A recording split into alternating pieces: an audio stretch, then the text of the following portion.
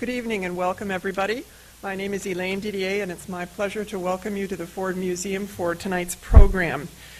We're delighted to have you here, especially because you've made a values choice in how you use your evening time, and we have, I have to say, Ron, great values and high priorities as opposed to tell me what the score is. No. It's my pleasure to introduce Ron Nessen as our speaker this evening.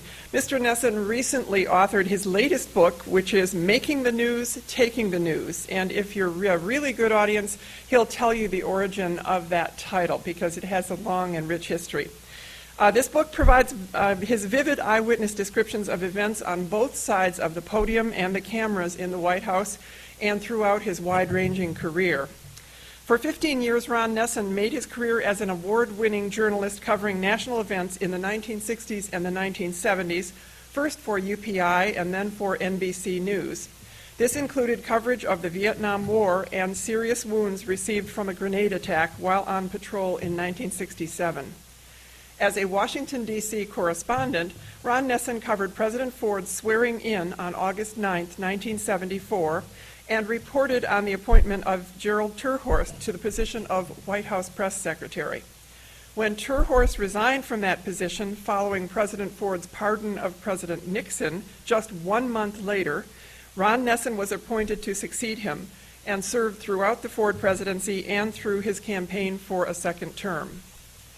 Following his time in the White House, Mr. Nessen worked in the radio media, ironically, for a company owned by the Amway Corporation at the time, and then also served as Vice President for Communications at the Brookings Institution in Washington, where he continues to serve as a journalist in residence. In addition, Mr. Nessen writes frequent commentaries for newspapers, magazines, and broadcast outlets.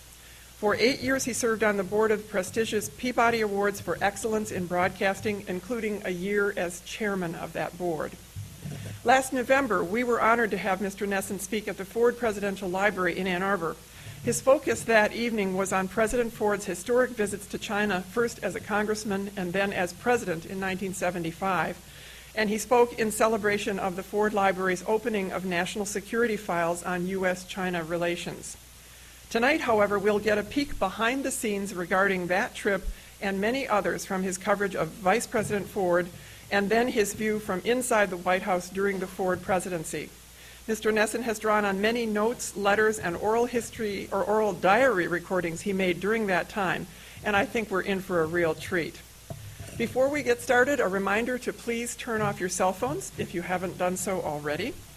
And want to also make note that this program is another in those we provide with the support of the Ford Presidential Foundation.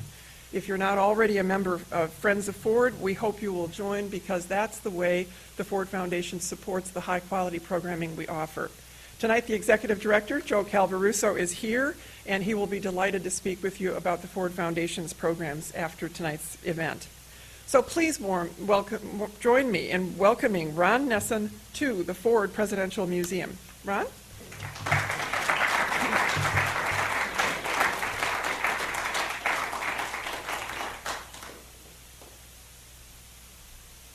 Thank you very much for that generous introduction, and I'm very glad to be here this evening, very glad to be here.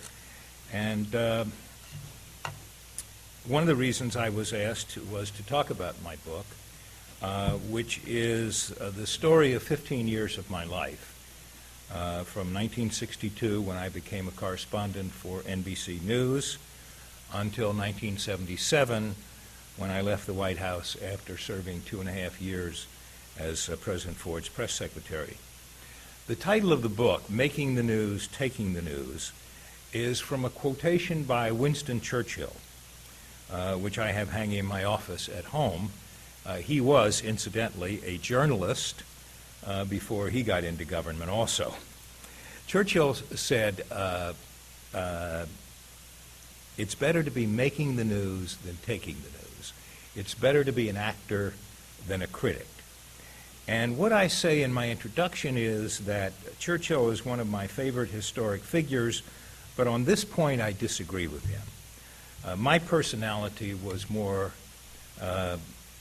suited to being an observer rather than a participant, and of course a journalist is a professional observer.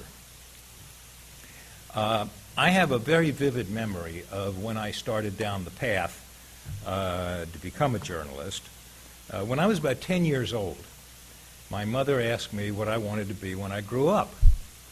And I said I wanted to be a writer, meaning the kind of writer whose works I like to read, Graham Greene, Somerset Maugham, Ernest Hemingway, and so forth.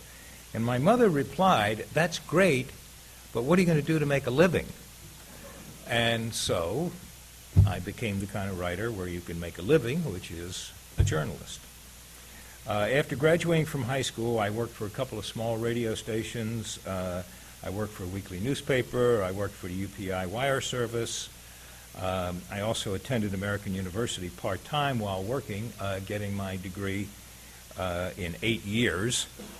And in 1962, an executive of NBC News who was teaching a course at American University in radio, television, news writing, which I took, hired me to work at the network.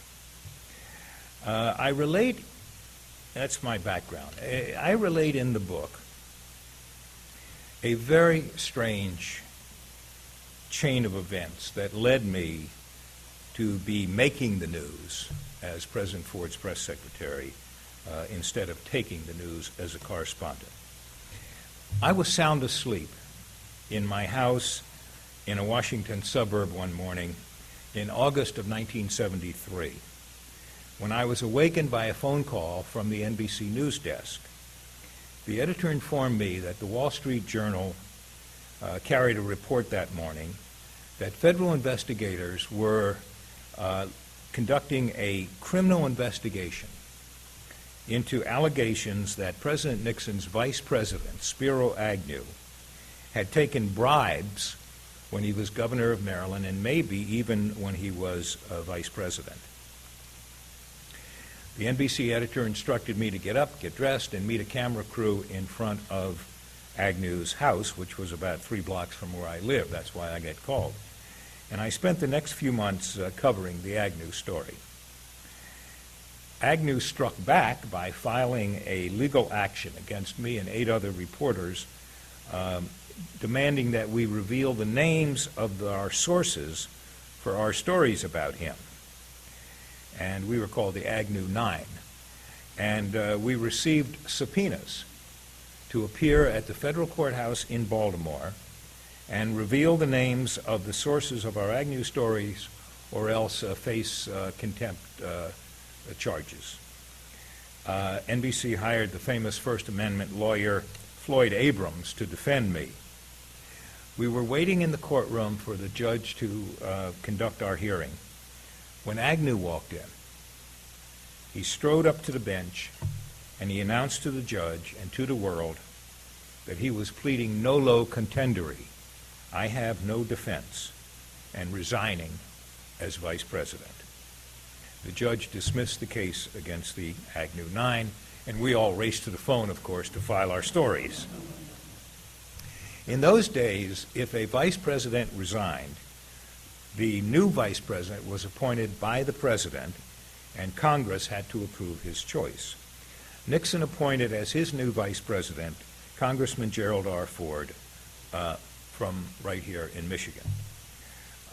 He was then the Republican leader of the House of Representatives, and he was popular with both Democrats and Republicans.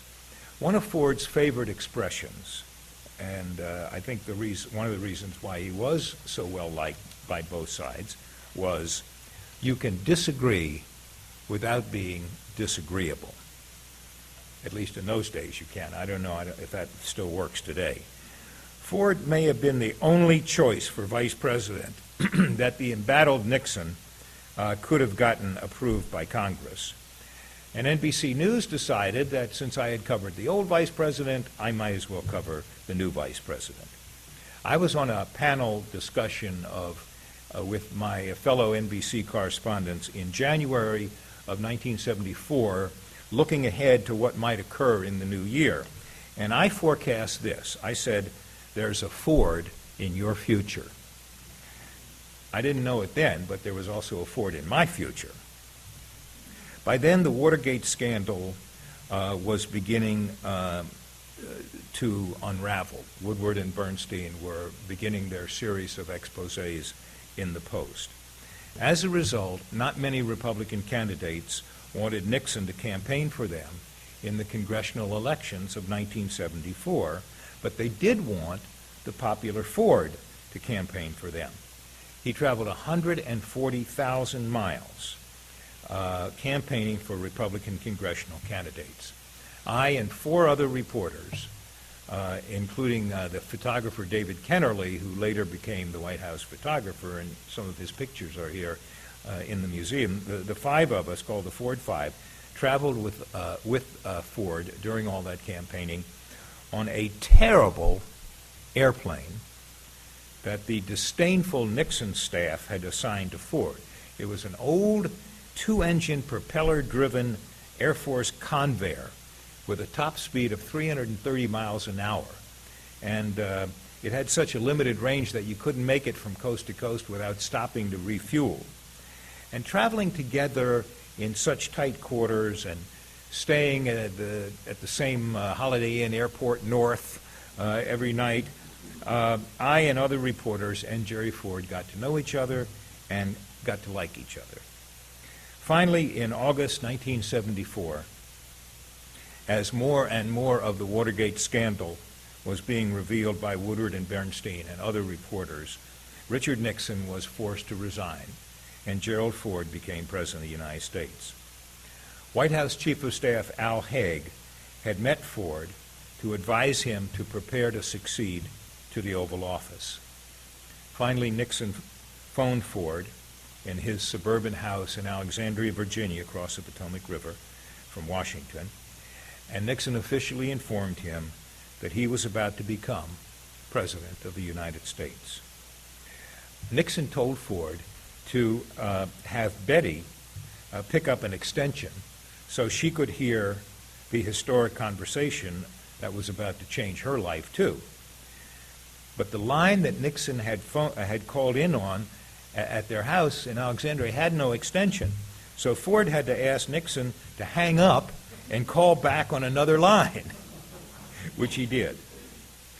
I was in the White House the day Nixon resigned, covering that historic event for NBC, and I'll just read you a couple of sentences of how I described that day in this book. I and other reporters, as well as presidential staff members, were restrained behind a rope barrier on the south lawn of the White House as Nixon and his wife walked out of the executive mansion for the last time, accompanied by Jerry and Betty Ford. The Nixons traversed a red carpet and boarded an Army helicopter that would take them to Andrews Air Force Base, where they would board a plane to California. Pat Nixon's face was a frozen mask of anguish and pain. At the top of the short stairway leading into the helicopter, Nixon turned around, gave V signs with fingers of both hands, waved both arms in an exaggerated farewell gesture, and ducked into the chopper. I'll never forget that farewell wave. It was filled with resentment and anger and defiance. When Ford became president, NBC promoted me to be the White House correspondent, and Ford selected Gerald Terhorst, a reporter for the Detroit Free Press here in the president's home state of Michigan, and a longtime friend, to be his White House press secretary. About a month after moving into the Oval Office, Ford announced that he was issuing a pardon to Nixon, preventing any criminal or congressional action against the former president.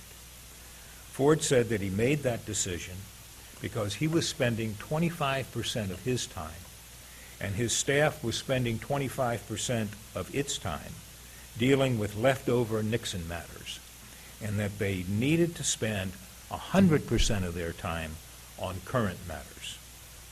The pardon decision was very unpopular with the news media and with the public, and Gerald Terhorst resigned as Ford's press secretary to protest. One of my neighbors in the Washington suburb of Bethesda, Maryland, was a man named Robert Hartman, who had been Ford's chief of staff in Congress and then his chief speechwriter in the White House. After Terhorst resigned, Hartman asked me if I'd be interested in the press secretary's job, and I said yes. After more than 20 years as a journalist, I wanted to see what it looked like on the other side, on the inside. I had the feeling that as a reporter, I was only seeing perhaps of 10% of what was really going on behind the scenes. And so I accepted the job. It was a difficult time to be the White House press secretary. The reporters assigned to cover the White House were angry that they had never gotten a whiff of the Watergate scandal. That story was broken by two young reporters for the Washington Post who never went inside the White House gates. After Watergate, White House reporters doubted the truthfulness of just about anything the press secretary or the president told them. And I'll be candid with you, I also didn't have the right personality for the daily clash with the press corps. I had a large ego, I was full of myself, having been raised by a mother who taught me never tell a lie. I resented having my word doubted by reporters. And I liked Ford, and I didn't like reporters attacking him. I have hanging in my office at home a framed version of one of my frequent complaints during that period. Nobody believes the official spokesman, but everybody trusts the unidentified source. Almost immediately after changing sides, I found out that the Ford White House staff was divided into 4 separate groups that were endlessly fighting with each other. There were the leftover Nixon people. There were the people that Ford brought with him from his vice presidential staff. There were the people Ford brought with him from his congressional staff. And there were people who had never worked for Ford before, like me. One of the primary targets of the sniping was Henry Kissinger, who Ford had carried over from the Nixon administration as both National Security Advisor and Secretary of State. Ford staff members, including me, I hate to admit it, but we were leaking nasty stories about Kissinger to reporters. Ford was normally very, very easygoing. I had never seen him lose his temper. But here is how I describe in the book his reaction to the anti-Kissinger leaks and to the infighting on the staff. At an Oval Office meeting, Ford's ire boiled over. Pounding the desk with his fist, the president said he was enraged over staff members fighting, bickering, sniping, and leaking. He demanded that it stop. He warned that any staff member who violated his dictum on this point would suffer dire consequences. "Damn it, I don't want this anymore," he shouted. As he delivered this outburst, he swiveled his head back and forth, staring at each staff member in turn. I thought he stared at me the longest. The major economic problem confronting Ford when he moved into the Oval Office was roaring inflation. He responded by holding down federal spending, imposing a 5% surtax on corporations and high-level executives, encouraging farmers to grow more to keep food prices down, providing stimulus to the housing industry, and launching a PR campaign called Whip Inflation Now, or WIN. However, within a short period of time, the nation's biggest economic problem shifted from dealing with inflation to dealing with the deepest recession since the 1930s, partly brought on by an oil boycott by the Arab Middle East nations. Ford scrapped the win buttons and the economy fell off the cliff. Many of the policies that Ford instituted in the first days of his presidency to hold down inflation had to be reversed. For instance, instead of tax increases, the president called for tax cuts, so customers and corporations would have more money to spend. Win buttons disappeared. During that tumultuous period, a reporter asked me if the president's anti-recession program would be a 180-degree shift from his earlier anti-inflation program. No, I joked, it would only be a 179-degree shift. One of Ford's favorite expressions, summing up his conservative political philosophy was, and I have this framed in my office at Brookings, a government big enough to give you everything you want is big enough to take everything you have. A persistent problem that I had to deal with in the White House, and that Ford had to deal with, was his portrayal in the news media as clumsy and oafish physically and not very bright mentally. Ford had been a star football player in high school, an All-American football player at the University of Michigan. He swam laps every day. He played tennis whenever he could, and he took a skiing vacation in Vail, Colorado every Christmas. And yet, the news media portrayed him as clumsy. On one of his Christmas vacations in Vail, the TV networks positioned their TV cameras on the most difficult turns on the ski slopes in hopes of getting pictures of Ford falling. One night, the president called me and asked me to come over to his house for a drink, and he bitterly complained, and this is a quote, "Most of those reporters get their exercise sitting on bar stools." 1975, which was Ford's first full year in the White House, was the first year on the air for an NBC late-night satirical program called Saturday Night Live. One of the weekly features was a young comedian named Chevy Chase pretending to be Jerry Ford, bumbling, fumbling, falling down, tripping, and being dim-witted. In the spring of 1976, Chevy Chase was the entertainer at the annual White House Correspondents Association dinner in Washington. When he was introduced, he came in from a door way in the back of this very large Hilton Hotel ballroom, and he stumbled and tripped and banged into tables and so forth until he reached the podium. Then he pretended to put his speech and knock it over. And he did his whole falling down shtick. And it didn't go over. It did not go over. In Washington in those days, at least, the only kind of humor that went over was self-deprecating humor. You could make fun of yourself. After Chevy Chase's routine, it was Ford's turn. Ford had a former Hollywood joke writer named Don Penny on his speechwriting staff, and Penny had prepared the president for this moment.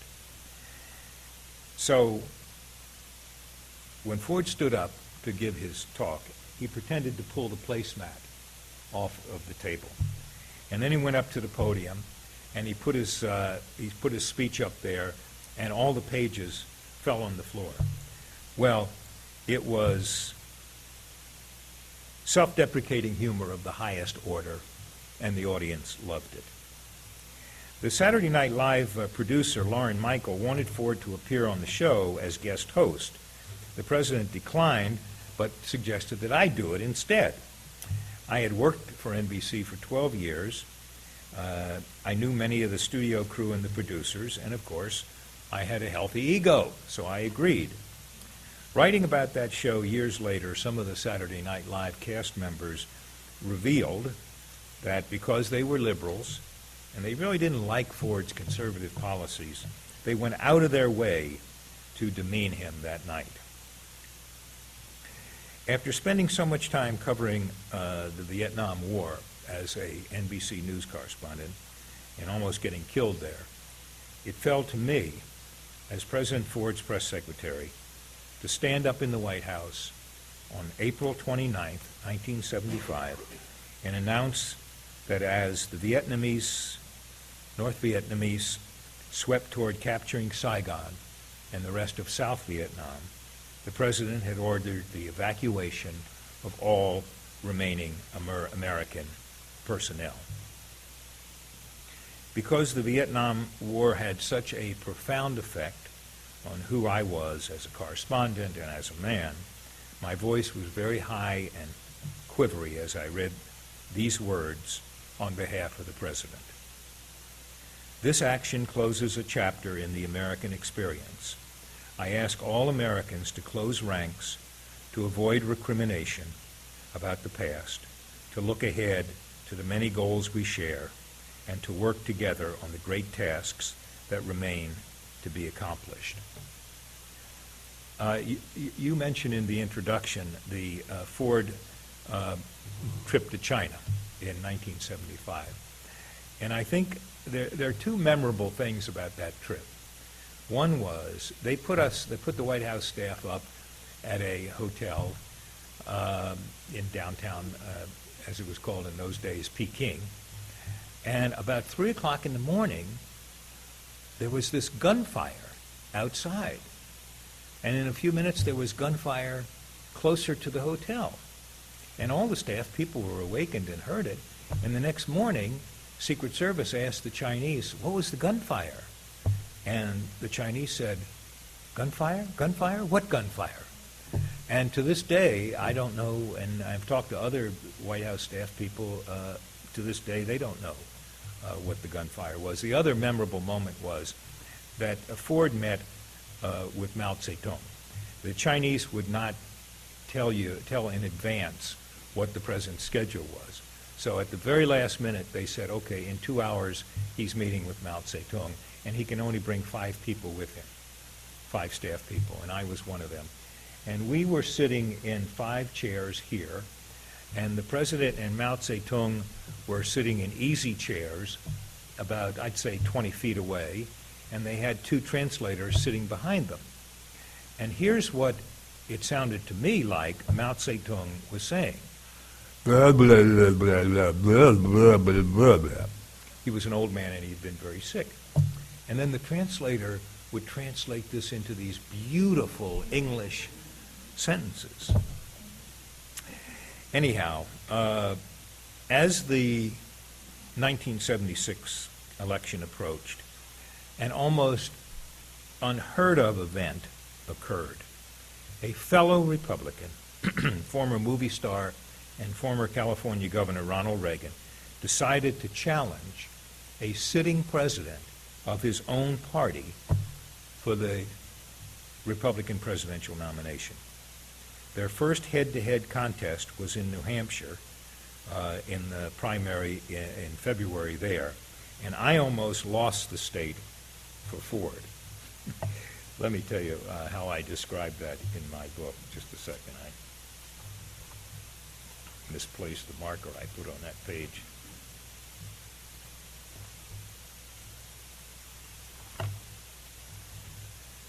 The episode started when a reporter asked me if Ford intended to ski in New Hampshire in the weeks before the primary.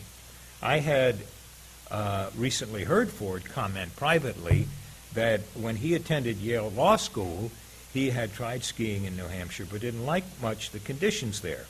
So I was sure that I was accurately reflecting Ford's views, but without considering the political consequences, I responded to the reporter's questions by saying Ford preferred skiing in Colorado because he found New Hampshire slopes icy and the snow uncertain.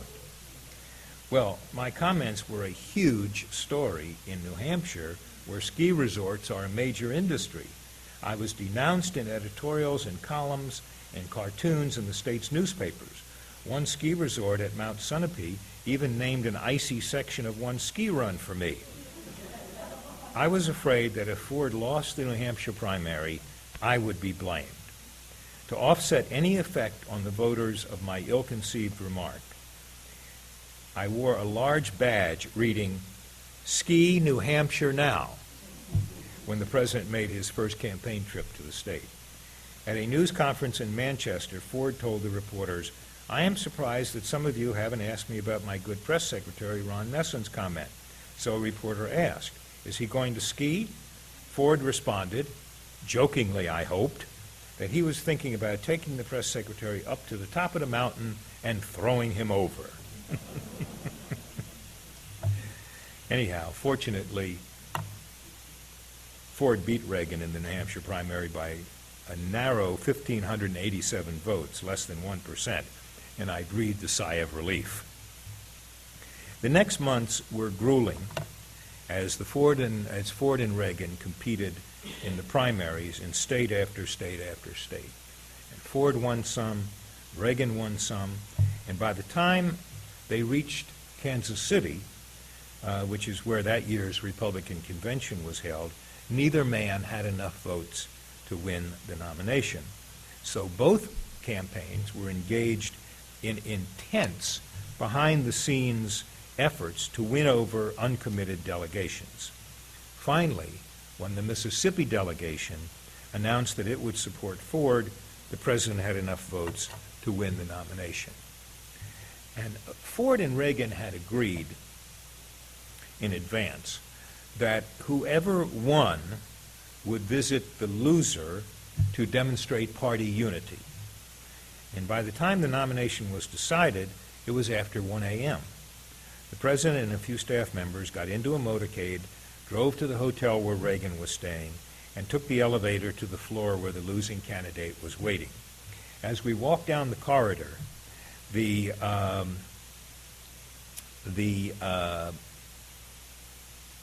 doors of some of the rooms were open, and you could see many Reagan staff people inside crying. Reagan was sitting on a sofa in a meeting room, and Ford took a seat beside him, and I and other Ford and Reagan aides awkwardly stood in the doorway watching. We were too far away for us to hear what the two men said to each other. The president later said that Reagan had promised to campaign for him. In fact, Reagan actually did almost no campaigning for Ford. We finally got back to our hotel at 3 a.m., and there was still one more decision to make. Ford had been so preoccupied with winning the presidential nomination that he'd had no time to decide on a vice presidential running mate.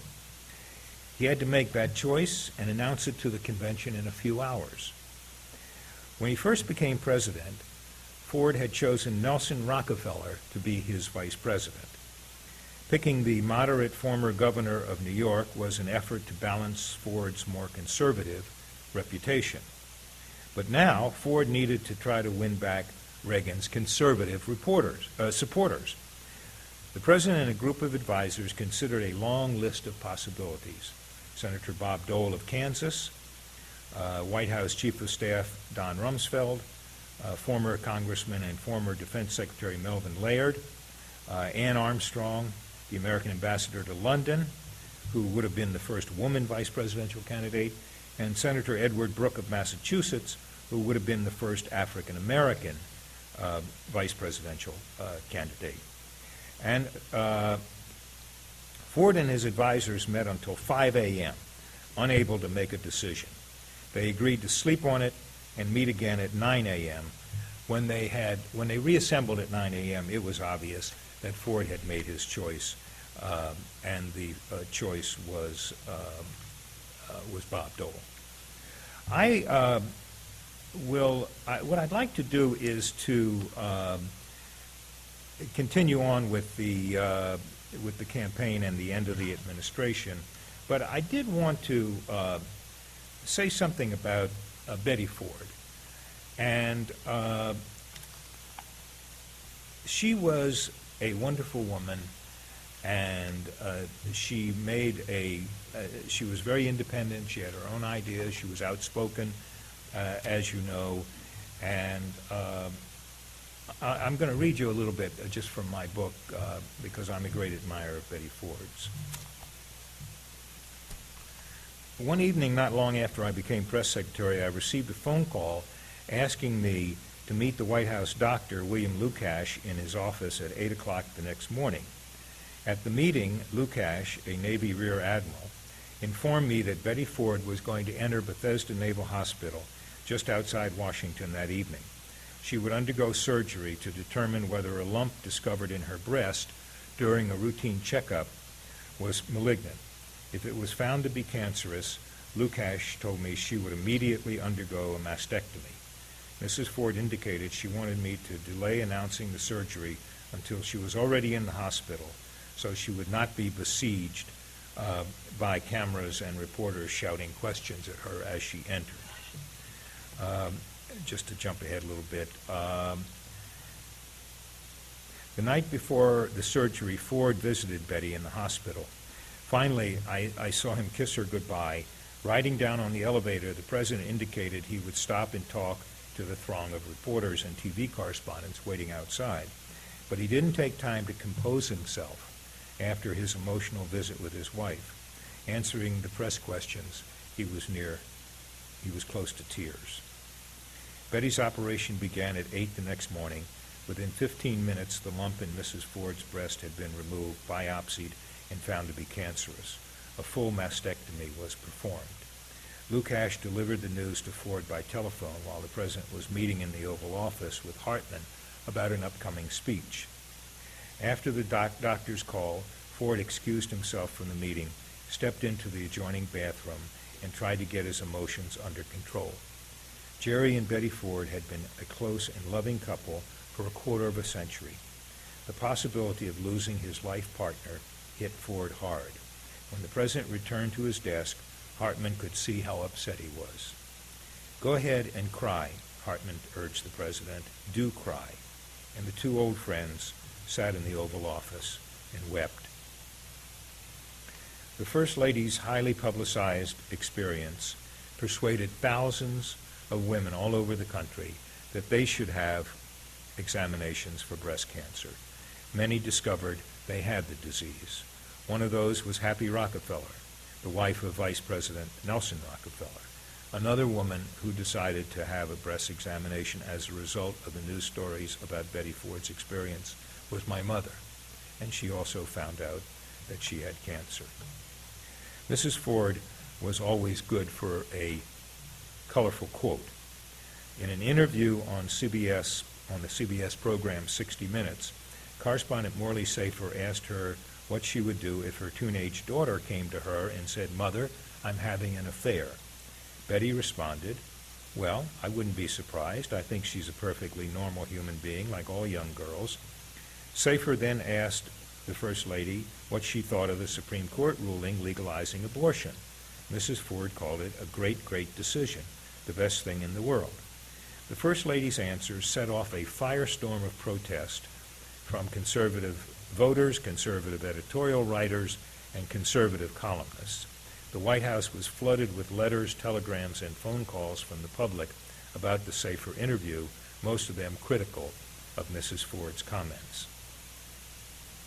While Mrs. Ford's candor sometimes caused discomfort to the president, his conservative supporters, and the White House press office, it made her enormously popular, even beloved among millions of ordinary citizens, especially women, who greatly admired her determination to be an independent voice and not just a smiling First Lady standing silently by her husband's side.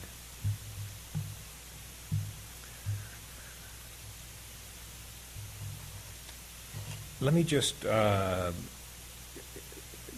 back to where I was, which was talking about the campaign of 1976.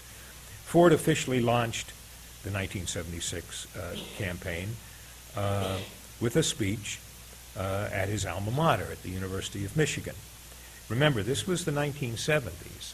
The Vietnam War was still going on. And there was a strong anti-war movement on college campuses all over the country. An editorial in the University of Michigan newspaper suggested that Ford launching his presidential campaign at the university was, quote, like Adolf Hitler giving the first contribution to the Jewish Bond Fund, Some of the students in the audience at the Chrysler Auditorium cheered and applauded the president's speech. Some booed and heckled Ford.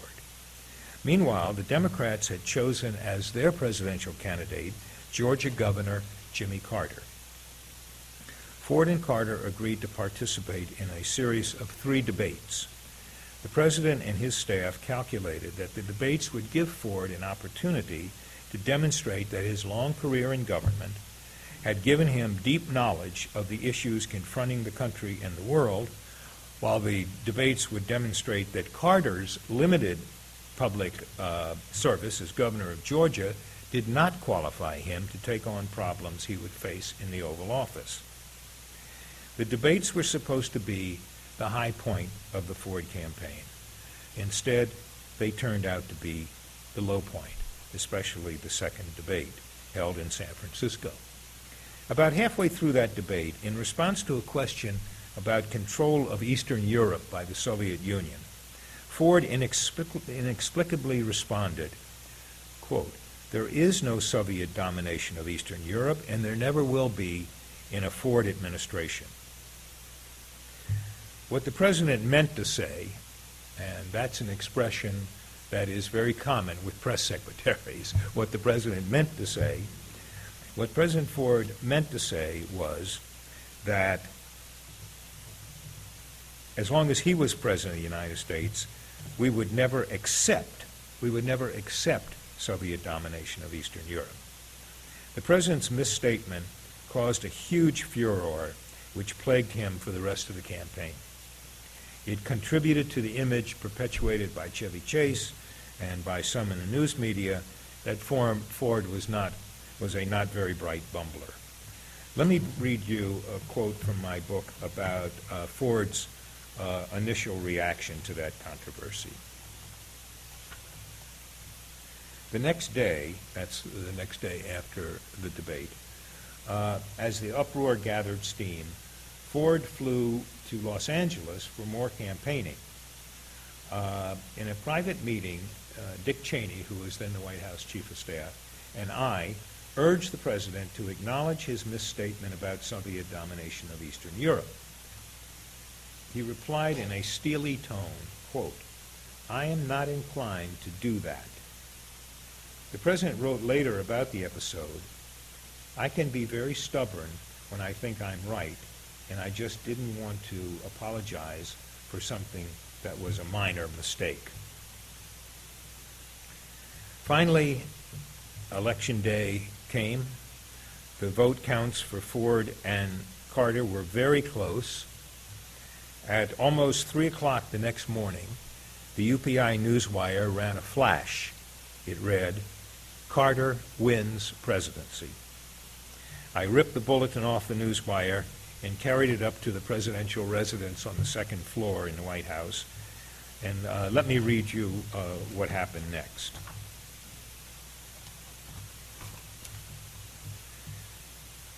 Whoops.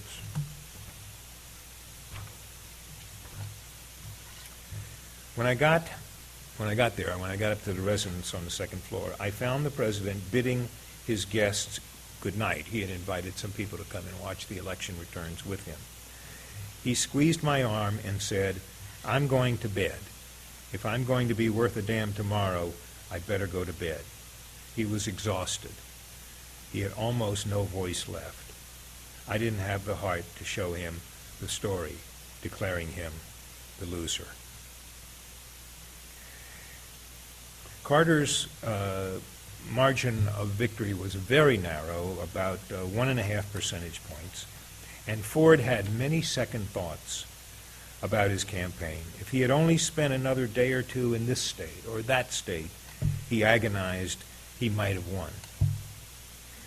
After attending Carter's inauguration on January 20th, 1977, Jerry and Betty Ford boarded a helicopter on the Capitol grounds and flew to Andrews Air Force Base, where they were going to take a flight into retirement in Palm Springs, California. I went with them on the helicopter, and here's what I wrote about that flight. The helicopter took off from the south lawn of the White House, I'm sorry, took off from the Capitol grounds after the inauguration, took off from the Capitol grounds, and made a low pass over the terrain where Ford had spent the last 28 years of his life. The Capitol, Pennsylvania Avenue, the White House, buildings housing government departments, while David Kennerly, the young, sort of rambunctious official White House photographer, snapped dozens of photos, Ford stared down at the city through the helicopter windows. All at once it hit him that his career in the capital city was over. Ford turned to Rockefeller and grasped his hand hard. Ford couldn't speak. His lips were squeezed tightly together. Tears welled in his eyes. Henry Kissinger, with whom I sometimes clashed in the White House over news media issues relating to foreign policy, has a theory, which I do believe, that you cannot fully understand or appreciate people or events in history except through the perspective of 30 years of subsequent history. And now, 34 years after Gerald Ford left office, history has reappraised him and his presidency far, far more favorably than was the case at the time. And with that, I will be happy to stop talking and try to answer your questions.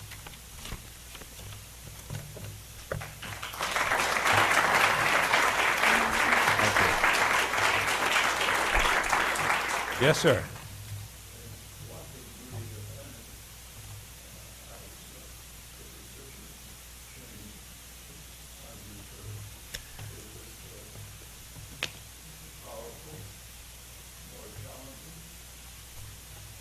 The position of press secretary? It's interesting. We were talking about that at dinner tonight, and in my view, it has changed and not for the better. When I was President Ford's press secretary, there were 9 senior officials in the White House. The head of the National Security Council, domestic policy, press secretary, congressional liaison office, etc. 9 senior officials. And we each had a meeting every day with the president and so forth. I think the press secretary's job has been somewhat downgraded. And, there's also a director of communications, and that's more of a strategy and tactical person. And the press secretary is really just gets up there and answers questions. He doesn't really play a role in formulating White House press policy. And so I think that's the major change that has happened in the job. One of the reasons for that, which we were talking about at dinner, is that before I became press secretary and a little bit afterward, but not much, the press secretaries almost all came out of the press. I did. I was saying that I grew up in a neighborhood of Washington, and one of our neighbors was Steve Early, who was Franklin Roosevelt's press secretary. And I think he had worked for the New York Times, I believe it was, before. So the press secretaries almost all came out of the press because they understood what the needs of the press were. I think that began to change, and you began to get PR people becoming press secretary. And of course, they have a little different outlook than reporters do. And now I think you're in an era where you've got career government PR people in many press spokesman jobs. So I think that's been the major change, is where the press secretary comes from. And also where he is on the staff. Is he one of the 9 senior officials who get to meet with the president every day? Or does he have to go to somebody on the staff and say, look, I've been asked this question about economic policy. How shall I answer? Well, he's going to get spun up by this guy for his own purposes. And so I think that is the major change. Any, yes, sir. How important is President Ford news press and press, press briefings each week or whenever, do you feel it important or holiday No, he, as I say, had good relations with the press. The Ford Five, who include Tom DeFrank and Maggie Higgins of the New York Times, Lou Cannon of the Washington Post, me, and Kennerly. He understood reporters. He liked reporters. He understood what their jobs were. He saw what the value of having good relations with the press were. And, he was not afraid of reporters. He didn't like being portrayed as stumbling and bumbling and so forth. But most serious reporters, the problem, of course, was that he followed Nixon. And reporters, after Nixon, just totally distrusted anything the White House said. Now, Ford's own personal popularity and his own good relations with reporters somewhat offset that. But that was a little bit of a conflict with the press in those days. They were very skeptical, very suspicious, didn't really fully believe anything certainly the official spokesman or anybody in the White House told them because of having gotten burned on Watergate. Yes, sir.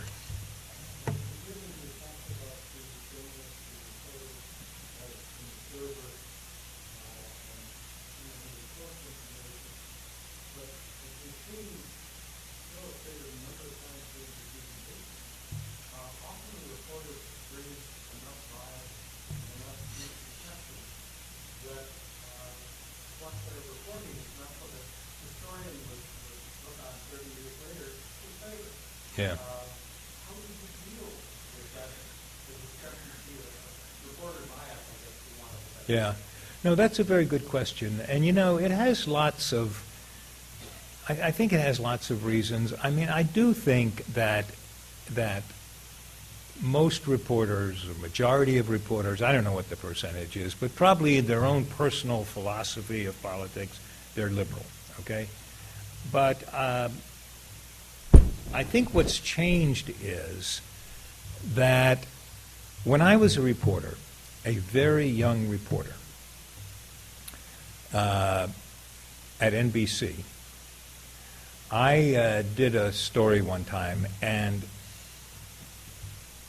just in the vaguest way you could think that I had expressed an opinion. And the president of NBC News and the guy who put Huntley Brinkley together, Reuben Frank, came up to me after the program, and he had a very soft voice. And he said, "Ron, nobody cares what you think. Nobody cares what you think." Well, I sit in front of the TV now, and I yell at the screen, "Nobody cares what you think." Here's what I think has changed. When I was with NBC in those days, during the Ford administration, there were 3 networks. Well, really only 2 that mattered, NBC and CBS. They had a half-hour news show in the evening. If you had a big story, you got 2.5 minutes. So you had to boil it down just to the facts to get it into 2.5 minutes. The newspapers and wire services, they wanted straight coverage, the 5 W's and who, what, where, when, why, and how. That's what journalism was in those days. That's what I was taught as journalism. Well, along came cable television, and 24 hours a day to fill up. What do you fill it up with? A lot of it, you get somebody on the far right and somebody on the far left and put them in front of the camera and say, yell at each other. And that's one of the things you see on TV. You also see the anchor man in the studio talking to the reporter down at the scene of the story and saying, so how do you think this is going to come out? What do you predict is going to happen? What do you think of this? And with all that time to fill up, much of it is filled up with, as you say, with opinion. I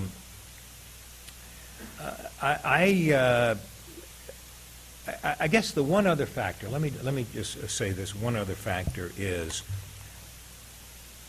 I always had that one last editor or that one last producer who had to sign off on my story before it could go on the wire or before it could go on the air. How do you know? Who said that? Was that the exact quote? You know, where'd you get that information from? Before they would approve my story, I had to answer all those questions. So there's that one last pair of eyes before the story could go out on the wire or on the air. Now, everybody's a journalist. You sit at your keyboard, you write any damn thing you want to. You know, Ron Nessen appeared last night, and do you know he has 2 heads? Hit the send button, and it goes out all over the world. So that's the other big change, I think, is the Internet. And, you know, I think people's habits have changed. Their working hours have changed. Newspapers are in decline, as you know. Network television is in decline, as you know. And the cable channels, well, I mean, you know, MSNBC is generally thought of as being the Democratic cable channel, and Fox News is generally thought of as being the Republican cable channel, you know. So the world has changed, I guess, is one way to put it. And I don't see it going back. I think it's somewhat scary for people our age because, you know, I'm at the Brookings Institution, which is a think tank in Washington. And we do a lot of stuff with the Pew Research Center for People in the Press. And they do a lot of polling on media issues. And they do it by a very demographic group. When they ask young people under the age of 30, did you read a newspaper today? 1 out of 5. 1 out of 5. You know, if you're our age, that's scary, I think. But they're getting their news. They're getting their news now by, you know, Twitter. I mean, 140 characters, and that, you know, huh?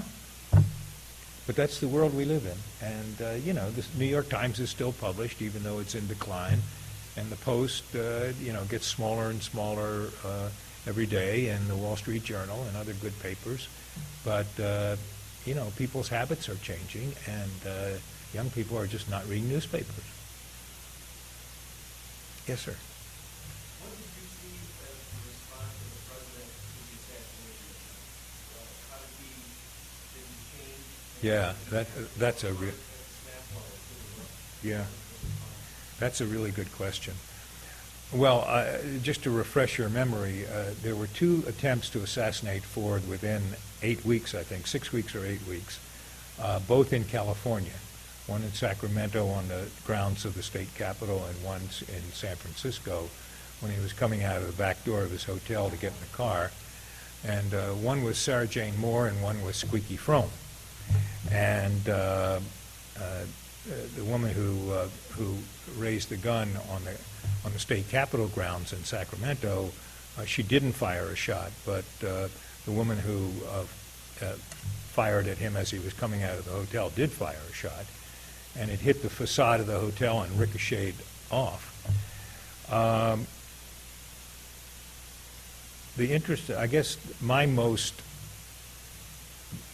vivid memory of that, other than looking at Time magazine the next week, and they had a little chart showing the path of the bullet, and I was walking toward one of the cars in the motorcade with Dr. Lukash, and apparently the bullet hit the hotel and ricocheted right in front of us and hit the curb and bounced up. Anyhow, Mrs. Ford was off at another event, her own event. So we got out to the airport and got on Air Force One, but couldn't take off because we had to wait for her.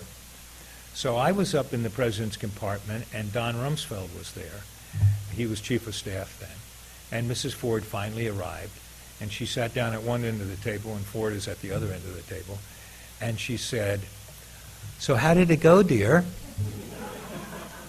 And we both realized that nobody had told her. And everybody is looking at each other, who's going to tell her? And finally Rumsfeld said, "Somebody took a shot at your husband." And I was staring right at her, and her expression didn't change. She had just been through so many things in her life with Ford that and didn't show the emotion at that moment. The other, the one, I guess, the one in San Francisco where the shots were fired, it was right near the end of the, well, he was getting in the car to go to the airport, actually. So we got in the plane and we're flying back to Washington and trying to pick up news from TV stations as we flew overhead, not getting very much. But I'll have to tell you one thing. There was a lot of drinking on that flight back to Washington. And somebody, maybe it was Kennerly, said something like, okay, you made 2 trips and, and got shot at twice. He said, if you plan a 3rd trip to California, you might get shot at the 3rd time or something like that. Ford, I mean, in terms of showing any emotion or after effects of it, I didn't see any. What may have transpired up in the residence with him and Betty, I don't know. But they were both close calls, especially the one where the shot was actually fired. I made a mistake. That was the guy who fired the shot was a veteran, a gay guy in San Francisco, and I forget what his name was, but yeah. Anyhow, they were scary episodes. Any other questions? Yes. Sure. About the dynamics in the White House. We talked about 4 distinct entities. Yeah. People who were from Nixon or Mm-hmm. Mm-hmm. After Ford gave his impassioned lecture to all of you on staff about stopping the leaks and the infighting, what happened? What did things change? Well, one of the things I think that helped to resolve it, and it never completely ended, and part of it was, a lot of constant anti-Kissinger feeling, and there was kind of the Rumsfeld group, and then there was then there was the Hartman group, and so forth. It never really completely ended, but what eventually happened was Ford realized that part of the problem was all these leftover Nixon people. And so he decreed this, that everybody on the staff had to report to one of the 9 senior officials. I ran the press office, the National Security Advisor, Economics, Congressional Office. It's 9 senior officials. Everybody had to report to one of those because under Nixon, had what they call floaters, people who really didn't report to anybody except directly to the president. So, and then each of those 9, you could either keep the person on your staff, or if you didn't want to continue in the White House, you could fire them. So I got Father McLaughlin, and I got Ken Clausen, former Washington Post reporter.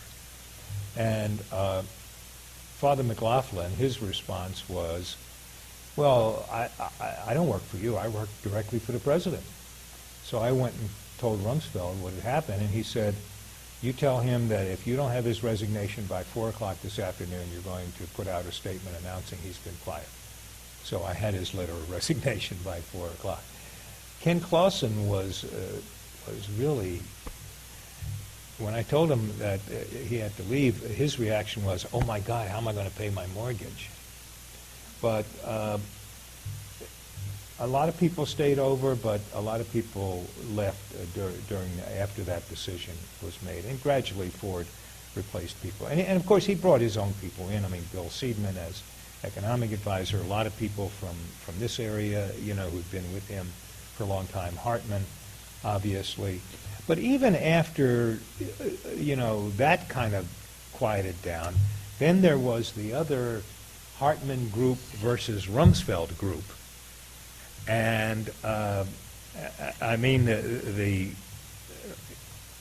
ultimate of that was the State of the Union speech. I think it was probably Ford's first State of the Union speech. And Hartman wrote a version which was terrible. And so Rumsfeld decided that we had to write another version. So he and I and Cheney and a couple of other people wrote another version. And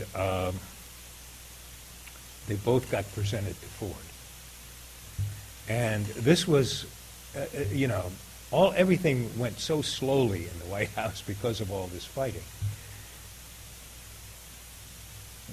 We presented the two versions to Ford, and he sat at his desk, and he'd say, "Oh, that's pretty good." He'd take one page from one of the speeches, and then he said, "Oh, that's good. I think I'll use that."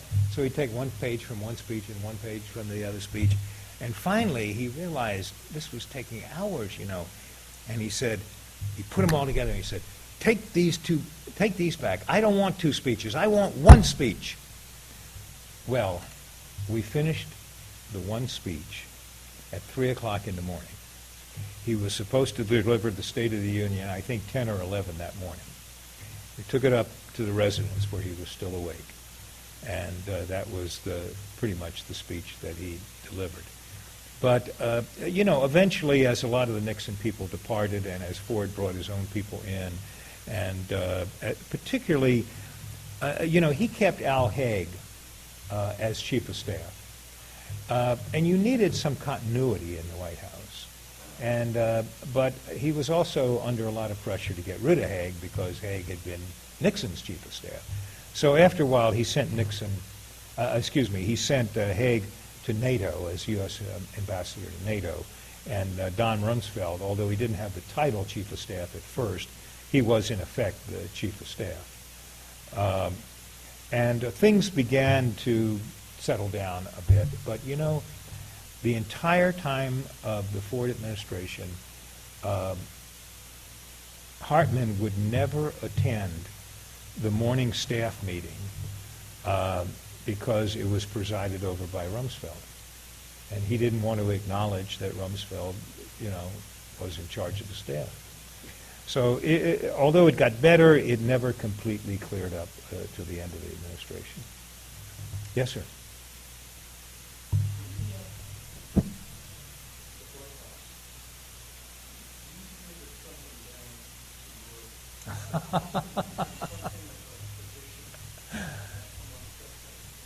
You have a very good memory. What he's talking about is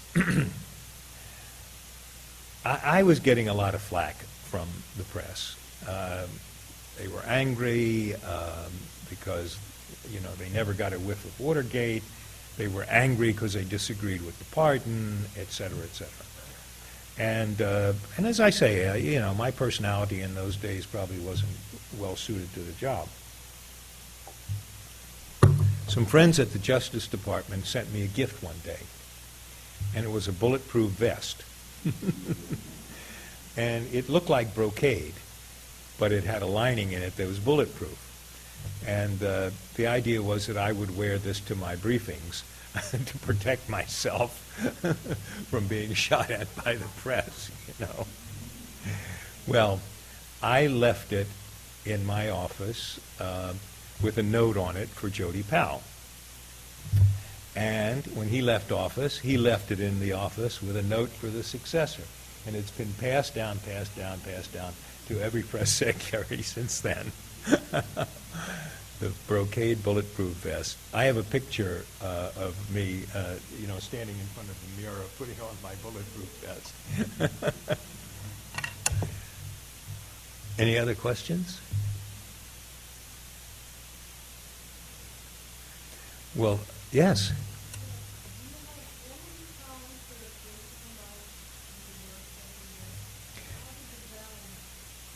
There was no balance. There was no balance. As I think I said in here, I left home at 6:30 in the morning, got to the office at 7, had breakfast in the office, Started preparing for my briefing, started preparing for my staff meeting, attending meetings where Ford was presiding so I could gather my information firsthand and so forth.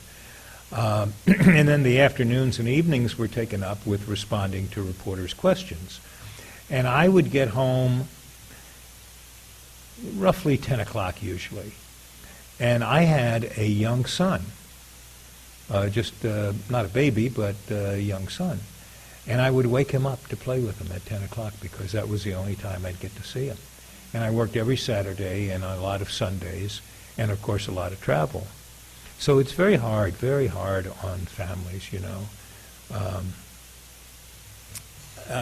And, you know, I never got out to lunch and so forth. It's, you know, demanding. It's a demanding job. And, you know, particularly I think, you know, my philosophy was that, as I say, I wanted to get all the information.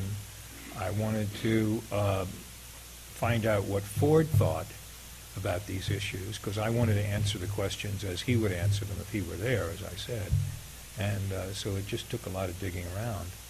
And the other thing was, again, to try to make some, to convince the press that we were not the Nixon administration and I was not Ron Ziegler. At my very first briefing, I said something like, I'm a Ron, but not a Ziegler. And, you know, he really, you know, participated in all the Nixon stuff and defended Nixon and so forth. And I just, as I say, had the sense that I needed to answer questions as Ford would answer them if he were there, which required me to know, you know, how Ford would answer the questions. And, you know, in terms of long hours, it's a very tough job. It is a tough job, but you get to see history from the inside, and that's, you know, pretty exciting too.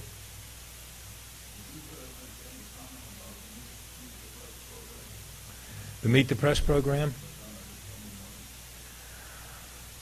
Well, the format has changed since I was at NBC, you know, and it's kind of evolved over time.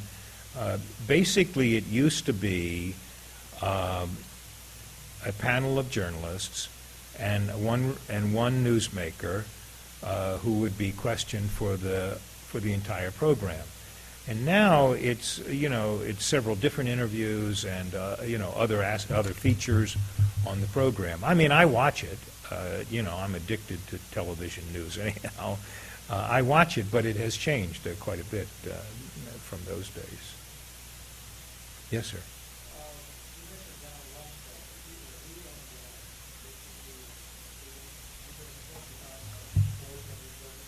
Well, I didn't hear the question. Yeah. Oh, yeah, of course. Yes, they did. In those days, Cheney had come down to Washington. I don't think it was as an intern exactly, but maybe one up from an intern, to work in Rumsfeld's congressional office when Rumsfeld was a congressman from Illinois. And then every job in the administration that Rumsfeld took, you know, Cheney went with him as his assistant. So then when Rumsfeld came to the White House as chief of, you know, everything but named chief of staff, Cheney came with him as his assistant. And then when Rumsfeld was made defense secretary, Cheney became the chief of staff. One of the things we were talking about at dinner is, I don't recognize the Dick Cheney as he's portrayed today. You know, this great sort of hulking figure. And, you know, he took part in all kinds of jokes and humor, and he came back and sat with the press corps on Air Force One, and he loved the jokes, and, you know, he had that sort of crooked grin, which he still has. And I just don't recognize, you know, the person as he's portrayed now. But he was always Rumsfeld's assistant, you know, through this whole chain. And then Cheney becomes vice president, and Don is defense secretary. So arguably, Rumsfeld now worked for Cheney. And we have an annual Ford staff reunion dinner in Washington. And one year, Cheney was or Rumsfeld was the master of ceremonies, and Cheney was the speaker. And they made a few jokes about how, you used to work for me, now I'm working for you. Rumsfeld, I liked Rumsfeld, and I still like Rumsfeld. I didn't know anything about managing anything when I came to the White House. The largest group I had managed was a 3-man camera crew at NBC. And all of a sudden, I'm running a press office with 56 people in it. And Rumsfeld, it really is good about management.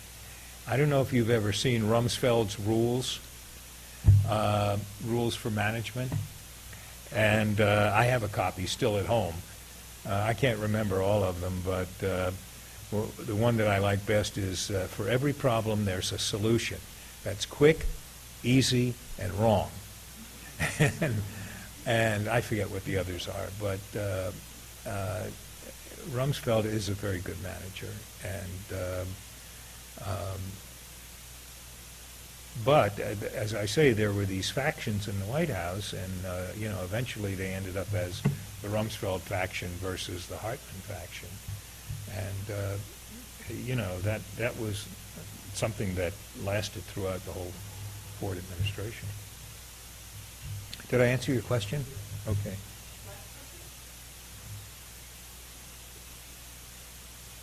Anybody have one more question?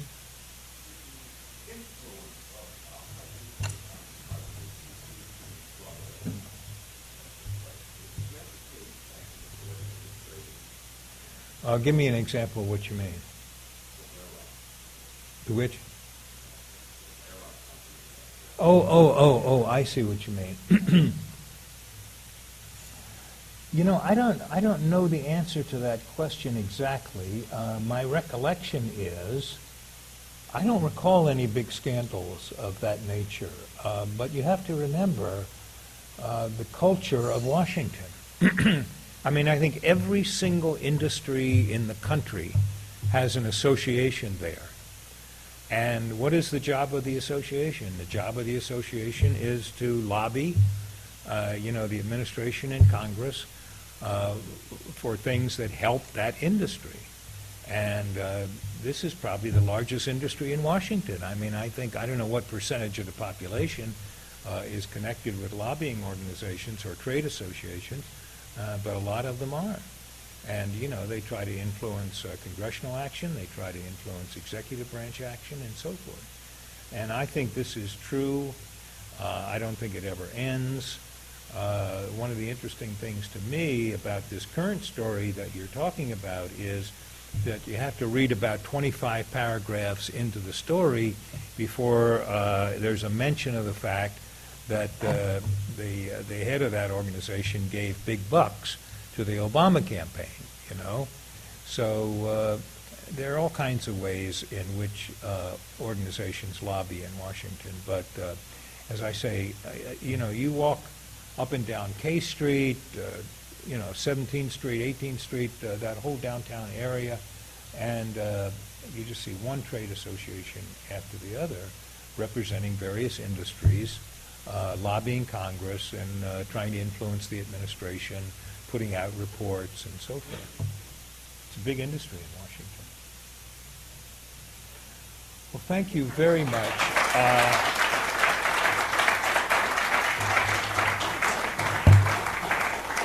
This is really a great honor for me, and I appreciate very much being asked here, and you're a wonderful audience, and I've enjoyed it very much. And we've enjoyed having you. Thank you. You can't imagine, for those of us on staff who work with the papers, the documents, the artifacts, Ron Nessen has been converted from a name to a real person and a personality, and I'm so eager to get into the depths of the book. I just looked at the chapter headings, And he's a great storyteller, except it's all true.